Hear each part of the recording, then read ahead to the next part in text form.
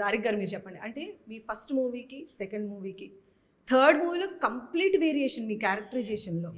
So, అంటే ఎలా అనిపించింది ఇలాంటివి చెప్పినప్పుడు? అంటే మీకు ఇన్‌బిల్ట్‌గా ఉండేదా కొంచెం అంటే డిఫరెంట్‌గా ట్రై చేయాలి అనేటువంటి డెఫినెట్లీ ఇంట్రెస్ట్? ఉంటది. స్టార్టింగ్ నుంచి నాకు అదే ఒక మోటో ఉంది. డిఫరెంట్ క్యారెక్టర్స్ ఎక్స్‌ప్లోర్ చేయాలని.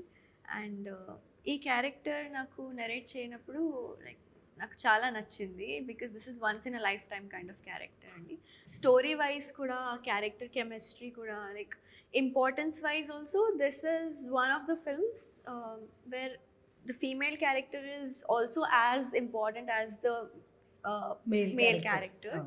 So I'm really happy for that, and I really appreciate him for choosing such scripts as well. Character wise gaani, script wise gaani, climax adripoddi asalu. So all these points came together for me choosing the script.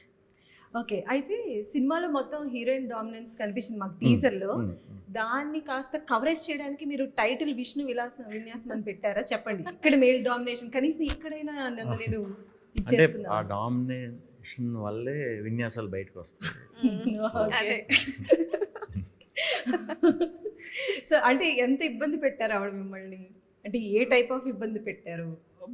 అంటే క్యారెక్టర్నా లేదా నేనా? Character. లేదు, బేసిక్గా love అనే యాంగిల్లో మనం చాలా చూస్తాం. ఇద్దరి మధ్య చిన్న కాన్ఫ్లిక్ట్ ఇంచుమించు ఒకలాగే ఉండేలా ఉంటాయి బయట అన్ని. ఇవి కొంచెం వింతగా ఉంటాయి అన్నమాట.